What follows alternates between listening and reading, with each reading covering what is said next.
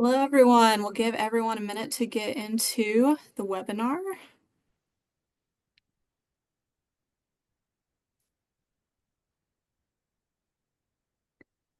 All right. Hello, everyone. We're going to go on and get started. I am Megan Ramsey. I'm the program manager for Neuro-EM.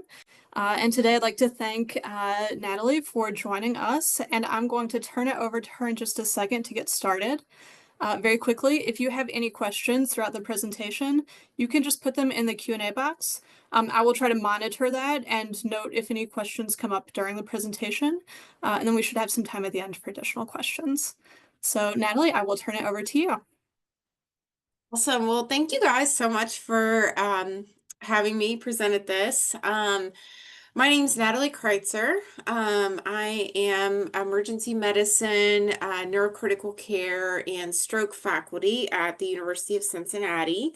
I'm in my last year of a K-23 award from the research standpoint, and have submitted a number of grants that all kind of out in the ether, waiting to see if they get funded as future independent work. And I wanted to talk today about mentorship and how to be a good research mentee. Um, if you have questions along the way, please feel free to just like unmute yourself and ask questions. I think there's also a chat box. I don't think I'll be able to see the chat box as much in real time. So honestly, just feel free to like ask questions in real time if you would like to. That's perfectly fine with me. So. All right, so first and foremost, I wanted to acknowledge Robbie Paulson. She has given a number of mentorship talks over the years. She's Vice Chair of Faculty Development at WashU in St. Louis. She was my co-resident as well. And then all of my previous mentors, I've been very, very grateful that I've had just excellent mentorship when it comes to research. And a really good group of people that I've been able to work with on my K Award, both in terms of writing as well as enacting the study, and then now that we're finishing everything up, getting the future grants rolled out and moving along. So wanted to thank all of these people. All right, so as we talk a little bit about mentorship, this is just some data that comes from a chair survey of 135 academic emergency medicine departments. Now, the response rate's only about a third, as is all surveys. It's just, a little bit imperfect data, of course. Um, but the expectation is, that as junior faculty, we largely need and want mentors. And a number of senior faculty actually serve as mentors. But the reality is that in most cases, there's no training on how to be a mentor, how to be a mentee. And there's really no expectations of how to be a mentor, how to be a mentee. And there's really, like, for the most part, no great way that outcomes from this relationship are really tracked. So there's definitely a gap there. So with this talk, I want to talk about the value of mentorship and how you can improve existing mentorship relationships and seek out new ones. Ways that you can promote a culture that values mentorship, a lot of tips for being a good mentee, types of mistakes that mentees can make, and then a little bit about an individualized development plan as it pertains to mentorship. So first I want to define a little bit the space that mentorship falls into. So there's many different varieties of relationships that a trainee or a junior faculty might have with a more senior faculty. So this might be in the role of mentor, which is what we're going to talk about today, which is somebody who guides and like transfers somebody up and moving along. This is different from the role of an advisor who simply answers questions, a coach who more facilitates someone who might facilitate you to figure out solutions on your own. And then a sponsor who advocates for people to get into the positions that they want and really helps them stand out. Now, there are characteristics, excuse me, of successful mentorship relationships. There's a lot of success when there's reciprocity in this relationship, when there's mutual respect, clear expectations from the get-go, personal connection between the two people, and shared values. Where things might start to struggle is when there's poor communication, a lack of commitment on either side, a lack of experience, which, let's be honest, all of us have to be a mentor for the first time at some point. Personality differences and competition and/or conflicts of interest. So we'll talk a lot about these different struggles over the next hour. So let's kind of start out with a little bit of a self-assessment and just some things for you guys to think about. You don't have to say any of this out loud, but consider some of your relationships with your mentors when it comes to research. Think about who they are. How are these relationships going? Are you getting what you need? Why or why not? Think about maybe 3 goals over the course of an hour for how you can improve in your role as a mentee. And then if you guys already have potentially some mentees of your own, then it might be a really good idea to start to think about how, you can grow into that mentor role, even though I know that's not the case for most people at this stage, but it can help you with your own mentee relationships. So who are those mentees? How are your relationships with them going? What are 3 behaviors you do well? And what are 3 things that you can work on? So let's talk a little bit about barriers to mentorship. So on the role of the mentor, I think a lot of people think, I'm not really an expert, sort of that, um, you know, feeling that you don't know what you're doing. You have to kind of grow into it a little bit. Or, if you never had a really good mentor back then you may not know what you're supposed to do. For both mentors and mentees, time for all of us is always an issue. So not having the time, not really having guidance or know-how to be in either of those 2 roles, not knowing what's expected of me, or the structure's not working for me. And then mentees, I can't find somebody that does what I do or who looks or acts like me. I don't want to be a burden, and I don't know what to ask. So let's think a little bit about individual systems and some individual fixes. So what can you do as an early mentee to really get things started and maintain a good relationship with a mentor? This is just a list of possible things. So first, defining some goals and specific needs. Oftentimes when you're just starting out in research, like at least if you're like me, you don't know what you don't know. So that can be hard to really try to figure out what those goals might look like and what some of those specific needs are. But just take your best guess. Just having something down is better than nothing. Thinking about a job description for yourself as well as your mentor. If you're looking for a mentor, using your network and asking people around you who they might know that are areas of expertise that you're interested in, making the ask, starting really simply and just getting to know a mentor. Creating accountability is huge, with the idea of under-promising and over-delivering on any results. Trying to be engaged and energized with the projects you're working on with your mentor, follow up, and then always, remembering to say thank you. So a couple of examples, in defining your goals, this might look like picking a specific research grant, mapping out the different manuscripts or the data, the preliminary information, things that you might need to have that support this grant. Even just getting that first step started and then talking to the mentor about it can really go a long way. And if you don't even know this, just writing a discussion list of topics that you want to discuss in the mentor meeting and having some sort of map and a plan for what you might need from your mentor is going to be a really, really good stepping off point.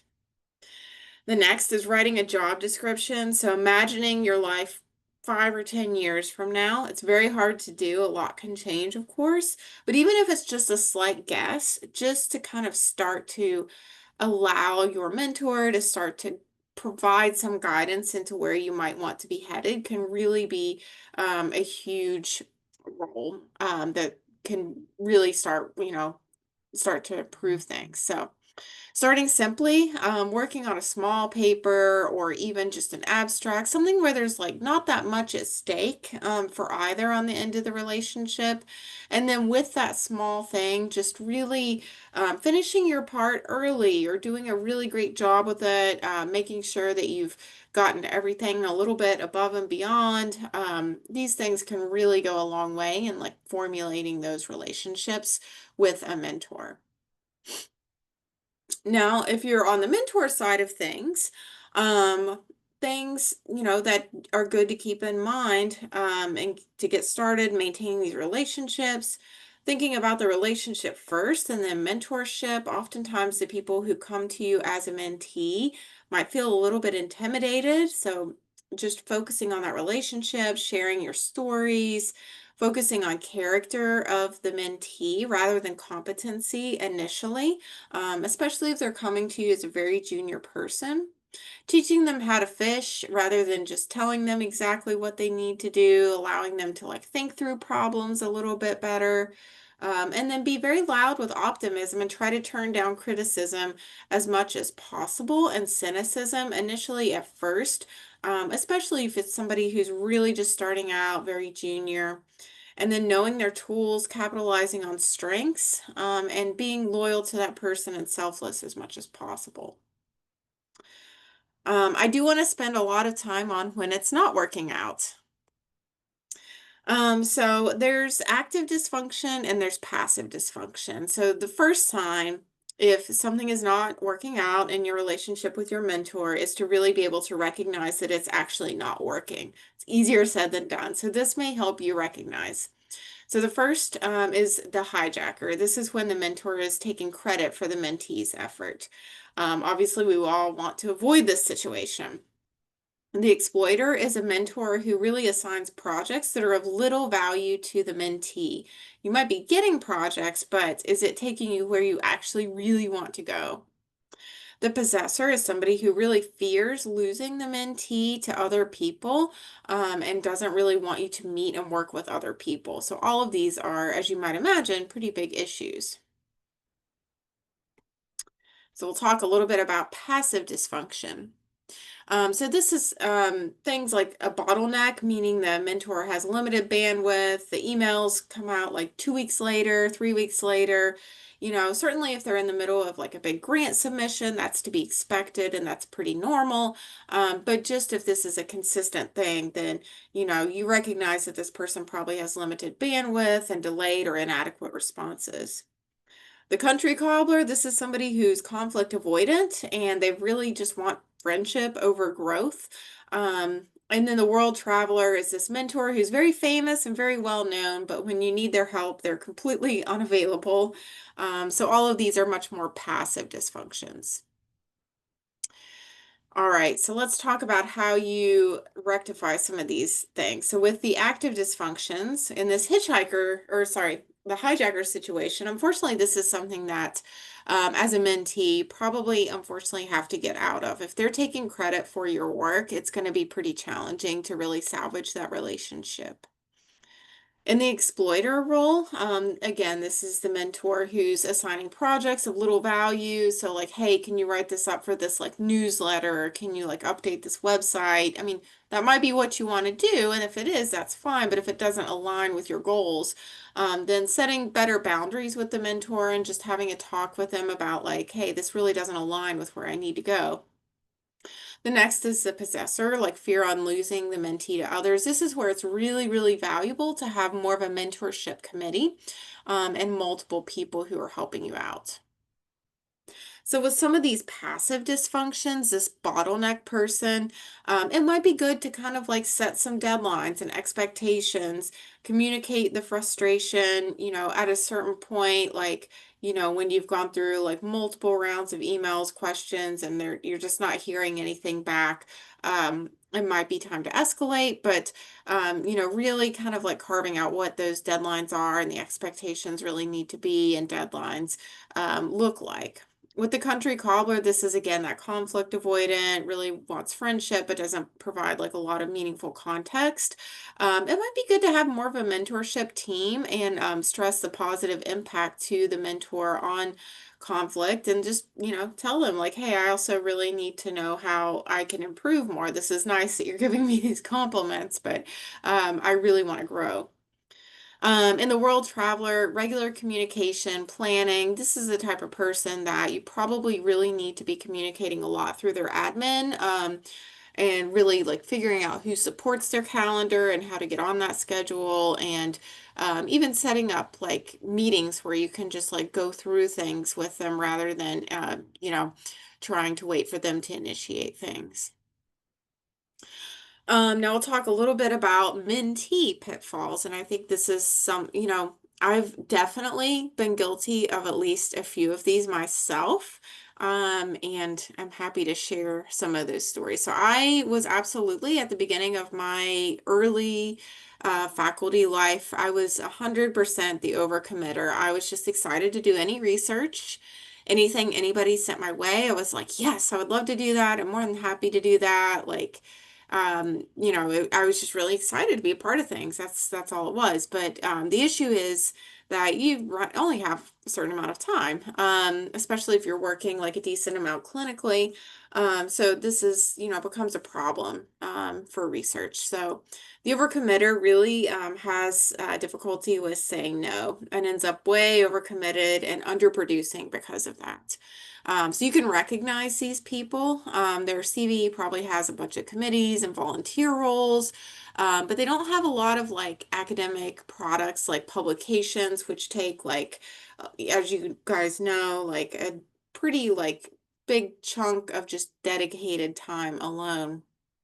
So some solutions to this as a mentee, learn to use your mentor as a reason for saying no. So this was something that was really helpful with me when I worked really closely with Opway as my primary mentor, for example. I would utilize him and be like, is this a good project for me to do? Do you think this is valuable for my time, or is this going to be just, something that's a waste of my time? Because sometimes you just don't know as a junior faculty. So before you say yes to something, like try to figure out with your mentor, is this a project that's really, good to do? And as a mentor, recognize that this mentee really can't like tolerate doing more stuff. So not adding to their list until old things are completed, and really focus on getting some of those old things completed, and making sure the mentee is able to identify his or her career goals and stick to projects that only align there. So the ghost, this person appears very enthusiastic and energetic, and you meet and think you have like the best plan together forever, but then, that mentee completely disappears without a trace and without notice, and then problems arise and just, you just don't hear from them for a long time. So, oftentimes it's not because the mentee doesn't care. There's often other reasons behind why they've ghosted. But they, can be spotted because they may agree to assignments but fail to follow up. When these questions regarding project deadlines arise, the mentee avoids any like hard discussion that comes with it. It's, what are some solutions to this? So for the mentee, if you're uninterested in something, speak up and suggest an alternative person who might be interested. If this is the reason that you're ghosting is because you're really not truly interested, then say that. It's okay. Address those issues early. And then if you are just feeling really anxious about a project and know that you're going to end up ghosting, be prepared with some kind of planned solution or a way to like hand this off or say no. It's okay to say no. As a mentor, if you have somebody who's ghosting, then you should really try to gauge somebody's true interest in a new project and allow them to decline if they want to. And set goals that address the problems right away. Praise them for their candor if they have issues that come up. Be like, oh, good job, like saying no to this. The doormat is another issue that may come up as a mentee. This happens when the mentee is on the receiving end of a mentor that might be a bit manipulative from the standpoint that the mentee's energy is going to be used for things that don't further their career, for which they receive no credit. So how do you spot this? This is the mentee who spends time on work completely unrelated to what they own, what their own career, really what they want out of that. And so when you look at their progress, there's really not, a lot of first author papers, even though they've been working very hard and doing a lot of work in their field of interest. So some solutions as a mentee, it's good to ask directly how new projects align with goals. It's good to trial setting goals and boundaries and seek new mentors. It's good to establish a mentoring committee, and this is good for so many reasons. Having more than one mentor, or like, maybe 3 or 4 people, and you can always like pick their brain about something different. It's just so good for so many reasons. As a mentor, before you assign a project to a mentee, if you suspect that they might be a doormat person, try to figure out, is it really in their best interest, and allow them to use you as an excuse not to participate in somebody else's project that they might be a doormat of their project. There's the mentee that is the vampire. So this is a mentee who requires constant attention, supervision. Mentors are very drained. You're constantly emailing the mentor, wanting to meet nonstop. And you can identify this person because they request approval or clarification for like every single minor step of a project, regardless of whether they've done something prior or have had similar discussions. They pivot from, mentor to mentor sometime. So as a mentee, if you think that you're maybe being a little bit of a vampire, it's good to recognize and embrace that maybe this is just some insecurity. And talk with other junior faculty or other people that might struggle with similar decisions. And before taking questions to your mentor, like maybe try to figure out, vet with another colleague or try to figure out a solution yourself first. As a mentor, if you're starting to find yourself in a mentoring relationship with somebody who is a bit of a vampire, it's good to set clear goals and boundaries from the beginning or even midway through once you start to recognize this. Include some questions about what requires approval and what does not. Have mentees put their nickel down when asking for help. The lone wolf is another problem that mentees can have. This is somebody who's very assertive and they might be self-motivated and determined. They really want to work alone and they really believe mentorship is a luxury and not a necessity. So they're kind of the opposite of the vampire. They don't really ask for help, even though they need help. And they're in a very junior role, in particular in research. You don't want to be a lone wolf. Some solutions as a mentee, recognize that asking for help is really critical for learning. You do need to ask questions and you do need that mentor. It's not a sign of weakness. So really striking this balance between being the vampire and the lone wolf, and appreciate that working with a team is really a key skill for success. And then as a mentor, if you find yourself in a relationship with a lone wolf, be really specific in things that can be done with and without mentor consultation. Define the mentee's role as well as the role of other team members.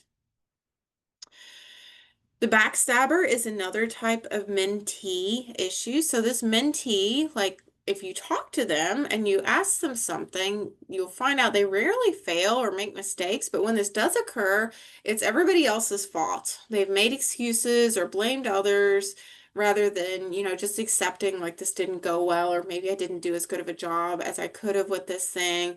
And this is somebody that you can recognize because people who work with this mentee once often like don't want to keep working with them, so they don't have this like multi-year relationship. They have difficulty accepting responsibility for any mistake and avoid negative feedback. Some solutions as a mentee, it's good to reframe these mistakes as a learning opportunity. It's not a mistake. We all learn from it. We all have to grow from failure, and make giving credit and accepting responsibility a daily goal for them and for yourself. And as a mentor, emphasize that honesty, not perfection, is really, really critical in this mentoring relationship. And if they can't accept this, then they're going to have to move on.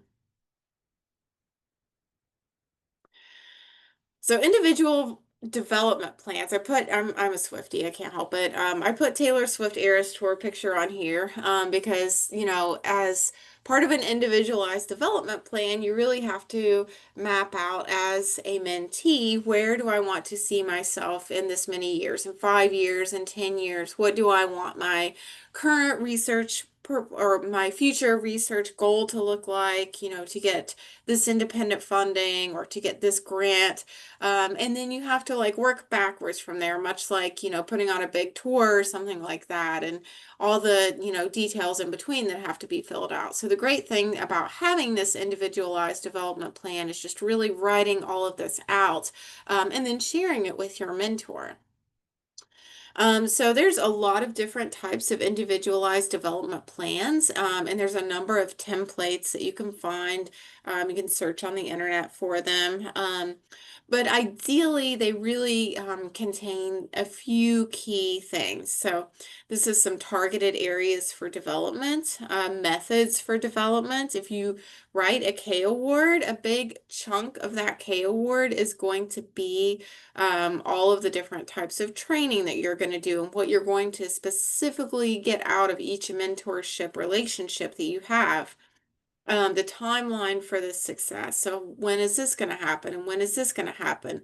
Again, nobody can predict the future and nobody can know if all of this is going to happen exactly as you say it will. In fact, it would be really weird if it all did. But just to write it out and start to plan it out and map it out.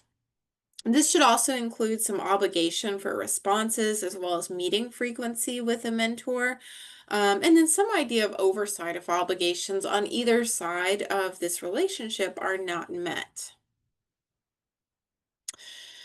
So let's talk a little bit about system fixes. We talked through all the problems that can happen, and we touched a little bit on different system fixes.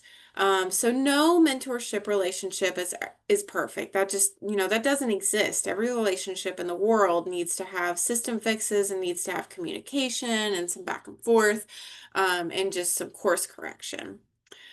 So some system fixes when things aren't working, if you're having some troubles with your mentorship, or the idea of thinking beyond this dyad, so thinking beyond just this traditional mentorship role. So mentor of the moment. This is a concept of just like sitting at the water cooler and talking through things, taking a second to just ask one or two questions when you see somebody at work that you think might have some good information. Micro mentorship. There's also, that like micro mentorship they sometimes have at different conferences where you just go around the room and ask one or two questions. So, some examples might be like, hey, I noticed you've been working on doing X, Y, and Z. Like you did some great things on this. Very well done. I wonder if I could get your take on something. I'd really value your perspective on X, Y, or Z. The hiring committee, sure, got it right bringing you on board. Now, how can we keep you here? In a perfect world, what would you be doing in 10 years from now? How can I help you make it happen? Drop by if you'd sometimes, just want to talk, and just really like cultivating a lot of relationships that you might, in the moment not get a ton out of, but, can really help for future relationships. I think I've mentioned this a couple times already, but the idea of having a mentorship team is so, so crucial. This really is important for a diverse pool of perspectives. This really spreads the load so you're not just bombarding one singular person all the time, and it creates a safety net. The next is, using peer coaches. So like this is not like a formal coach or anything like that, but people maybe that you work with that are, were your residency classmates, or somebody who's in a different department but at a similar level that as you are, in terms of like your faculty roles, and then trying to just like bounce ideas off of them. So these people, can be great for accountability. You can like have like, for example, if you're working on some manuscripts, um, sort of like a manuscript meeting group, things like that. Um, you can use data and facilitate a reflection to gain insight into performance this way. These people can really help with accountability. And then the last idea is the one of reverse mentorship. So, looking toward people who are more junior to you to run things by or to talk through things. So, junior faculty sometimes, or even like residents, fellows, sometimes they can really give some good guidance on topics, especially if it's like something that's a little bit more culturally relevant or technology, things like that. Don't discount the idea that people junior to you might not also be of value in that mentor role. This increases retention on both ends and promotes diversity as well as culture changes in workplaces. I do like this quote from Sheryl Sandberg. If someone has to ask the question, "Are you my mentor?" The answer is probably no. And when you find the right mentor, it's pretty obvious, and the question then becomes a statement. So, I think if you're running into problems and this is something you're starting to think through, that's useful information. So. This last little bit, I just wanted to go through maybe a couple of cases. I'd love, at this part of the presentation, if you want to speak up or kind of give your perspectives, that's awesome. That's great. So let's talk a little bit first about, maybe being a faculty mentor for the first time. So um, you're the faculty mentor for a resident research project. And over the past month, your resident mentee has become far less responsive. They missed a deadline for their data analysis. They missed the last scheduled research meeting. And they've not even been replying via email. So you have encountered a full ghost at this point.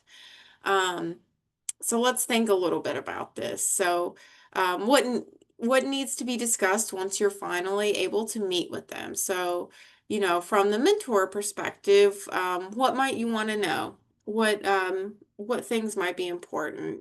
For me, I would probably first like check in with this person. Is everything okay? Has something happened? Has something come up? I mean, usually if it's a resident, it's something like they've just been really clinically busy. Maybe they've been in an ICU that month and they just really haven't had a chance to breathe. And if that's the case, then, it's worthwhile setting some expectations and some boundaries that like if they're going to be on a busy clinical period or a block or something like that, just let me know first because we'll probably just expect that you're not going to be able to get much done during that period of time.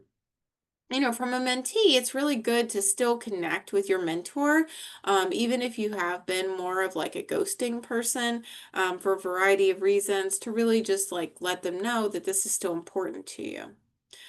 Your approach certainly changes if your mentee discloses some issues or a mental health issue, for example. That's obviously going to be a very different scenario, and want them to take care of that first and make sure they're getting appropriate help and whatnot.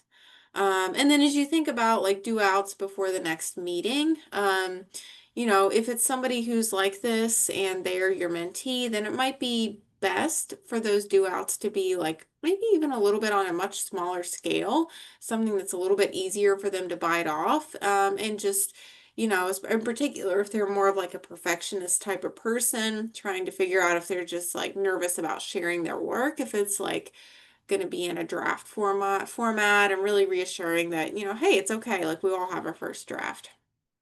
Um, and then as you think about like when to meet next, think about like when it's going to be too soon versus too far away. If it's too far away, that might be kind of bad for this ghosting person because they may just do better if they have more frequent close contact. And then who bears the onus of setting up the next meeting? Certainly in the ideal circumstance, the mentee is the one who should always really bear the onus of setting up these mentee-mentor relationships and setting up these meetings. But, in certain cases, as the mentor, it might be nice if you sort of help the mentee out a little bit and set up some of these meetings to just show that, you are interested in helping them. Um, but in general, that should ideally be the mentees. Okay, so let's talk about something that's probably pretty pertinent as we start junior faculty, especially if you've moved to a new place. So you're 3 months into your new faculty position. You've reached out to somebody in your department to set up a first time meeting with them as a potential mentor. So you don't have an established mentorship relationship just yet, but you're hoping to get to that point. So, what really needs to be discussed in this first meeting? So, from the mentor perspective, you're just meeting with this junior faculty person for the very first time. As a mentor, you want to think about like what expectations, what boundaries do you like to have with a new potential future mentee and what that should look like. And then as a mentee, it's really good before this first meeting to think also about what you're going to want out of this relationship. Is this somebody that you're hoping to work in yourself into some of their projects? Are you hoping to use that relationship so that you can work on your own projects and just utilize their expertise? Just really trying to figure out like what you might want from this relationship before this meeting. Your approach might change if you feel like you're not really acclimating well to the new job. That might be a completely different scenario to talk about. And then after this very first meeting with a new mentor, in terms of do outs, you really want to think about like, you know, again, that like under promising, over delivering. If you want this to be like a very fruitful and long lasting relationship, remembering to say thank you and just, keeping all of your promises that you made and, really having like just very, clear goals and meeting, deadlines that you've set out as the mentee in that relationship. And then as the mentee, it is really is the onus is on you to set up the next meeting in that mentor-mentee relationship. So we are coming about to the end. So just a few take-home points, and then we can go through questions or do some discussion. So mentorship is lifelong. Everybody, needs mentors who are both like ahead of them in their career as well as like behind them in their career. Using coaching and sponsorship to help enhance those mentorship relationships can be really beneficial. Remember, we talked about all the different roles of advisor, coach, and sponsorship, with the coach being somebody who you work with to help you really kind of come to different like solutions on your own and think through on your own different processes. And then that sponsor person being more somebody who finds opportunities to land you in.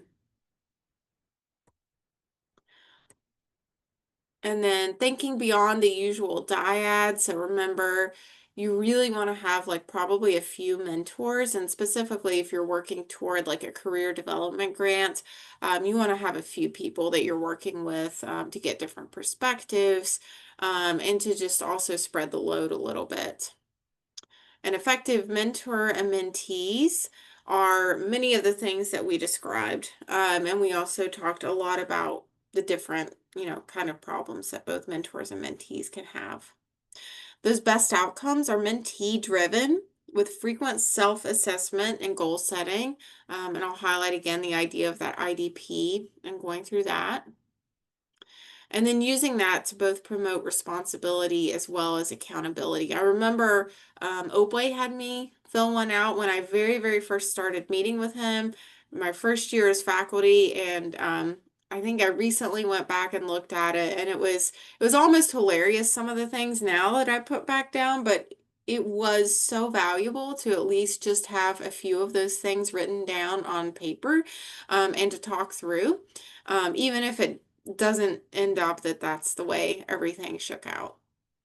And these are my references, and I will stop sharing and we can do any discussion or questions that you might have. That was great. Thank you, Natalie. Thank For you. everyone, if you guys would like to put questions in the Q&A, that's fine. But just to make it a bit more interactive, I'm going to go through and promote everyone to a panelist, which means you'll be able to share your video and just unmute yourself. If you don't want to share your video, that's fine. You can leave it off, but I'm just going to go through the list here and start promoting people.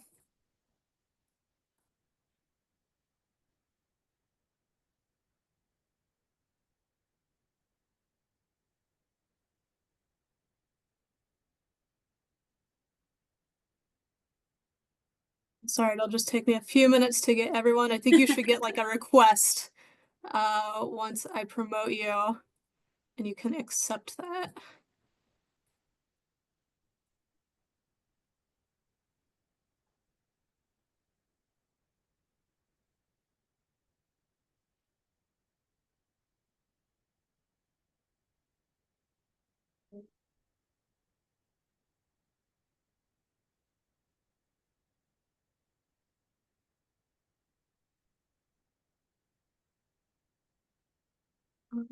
So I think I have promoted everyone. All right, and so Emmanuel, it looks like you've raised your hand. You can unmute and ask your question.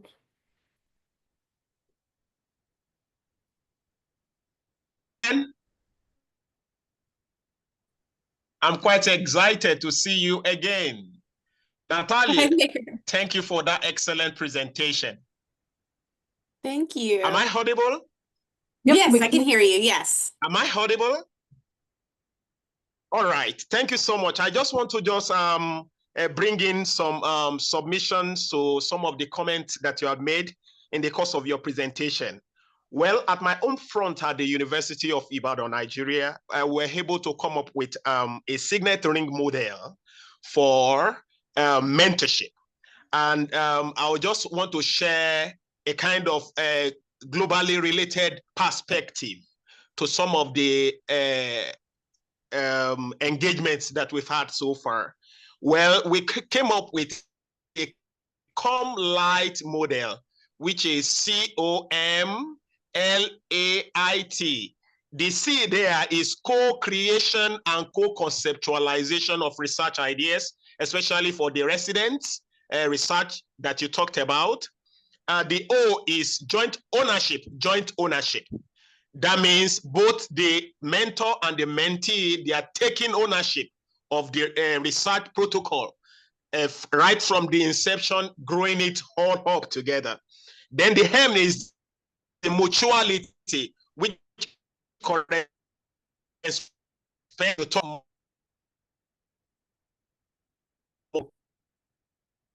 as it your sound is breaking up a little bit. And the mentee as it applies, not just one way expected. Leadership.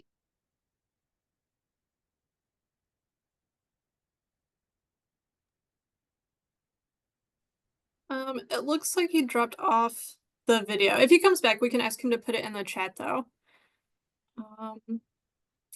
Any other questions or like issues that you guys have run into that you'd like some input on? Yeah, Aday. Thank you for your talk. I was really surprised by the idea of these relationships really being mentee-led, and that in your experience, that tends to result in better outcomes. My question for you is, how do you balance that power differential between the mentor and the mentee that a lot of times occurs in these relationships that we're in when the mentee is supposed to be the one leading everything? Yeah, no, I think that was something that, oh, oh, your sound's working again. Yeah, sorry, I got locked out, but let me just conclude. The L is the leading leadership. The mentor must provide leading leadership in the engagement. Then the A is the ascension. In the course of the publication, the research, the resident must also have a spotlight in terms of the visibility regarding the study. Then the team back to the fire. Some of this perspective so that it will make the engagement quite worthwhile. Thank you so much, Natalia. Over to you. You can continue with answering the question. Thank you. Yeah, so the question I'll go back to was, the idea that it's really is led by the mentee.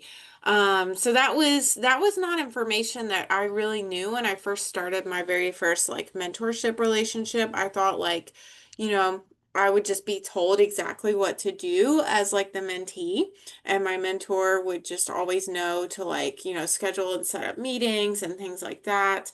But what, if you think about it, like as the mentee, um, it's challenging because there is that power differential in the mentor. Like they're going to be the person who's like, generally probably like far more advanced in their career that you are.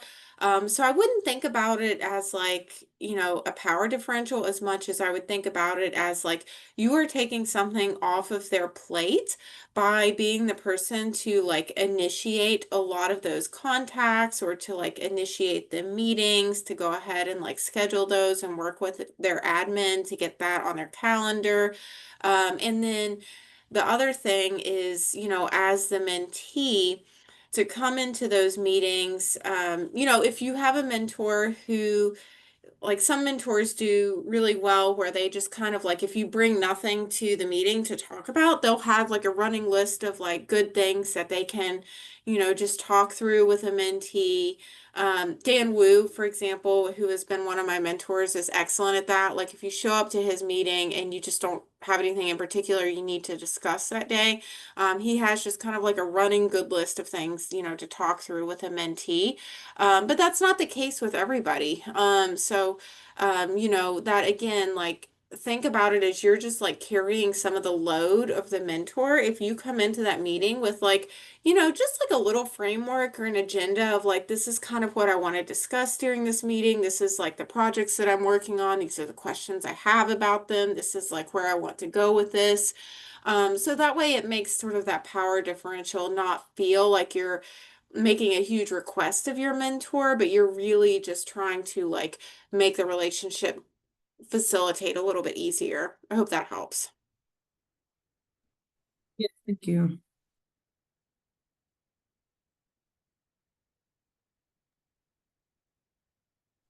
All right, any other questions? We still have about 10 minutes.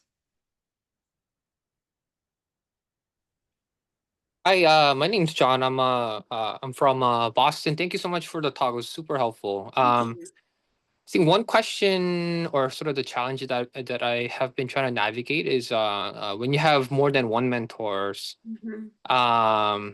and they're also sort of in similar area of research, and you're sort of getting different guidance in terms of project direction and things like that, and sort of sort of navigating that while respecting both of their opinion, but also trying to kind of keep the relationship, but also do the right thing. So I was sort of curious to see if you have any thoughts on that, or your experience kind of dealing with something like that in the past.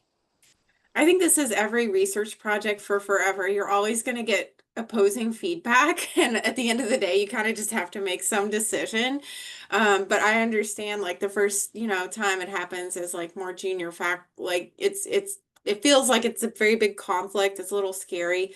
One thing that has been super helpful for me, as part of my K award is having that mentorship team, and maybe setting up like, for me, I did it like a quarterly mentorship team meeting so that everybody is kind of like there on the same page. And if there are some of those questions and issues where you're getting completely different advice from two people, it actually turns out to be just like a wonderful academic discussion about like the strengths or the weaknesses of like looking at the same problem two different ways. And that's been some of like the best learning opportunities that I've really ever had, is when I can get all those people like potentially together, to discuss through something. But it is a challenge. It's a huge thing with like research in general. You're always going to get like differing feedback from different people. And at the end of the day, like the more you progress, you're just going to have to like sort of make a decision on your own. So. Thank you. Yeah, I think trying to have them in the same room together might be a good idea. It's just been sort of difficult to do that. Yeah, Yeah. absolutely, absolutely. Or even just virtually on Teams altogether or something can sometimes be nice. So, Thank you.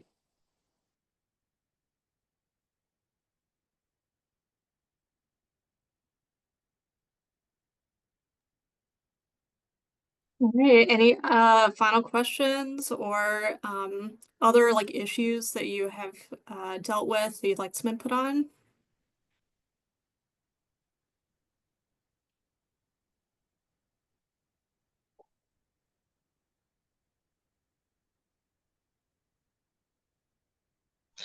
Well, Megan, from my hand, I want to say thank you for putting this all together. Your coordination are excellent. Then the speaker, Natalie, has done beautifully well today. Highly commendable. You have thumbs up from me. Thank you. All right, well, I think we will wrap it up. Natalie, thank you so much. Like, I Okay. agree. This has been extremely helpful. This has been recorded, so we will get it up on the website in case you guys ever want to revisit. Like if you're running into an issue and you want to, kind of revisit and say what was the suggestion there. Or if you get into that mentorship role and you want to revisit some mentee issues as you start navigating that, this will be available for you. And if you have any follow-up questions, feel free to send them to me and I can pass them on to Natalie if you'd like. So Natalie, again, thank you so much. We really appreciate it. And I hope everyone has a great afternoon.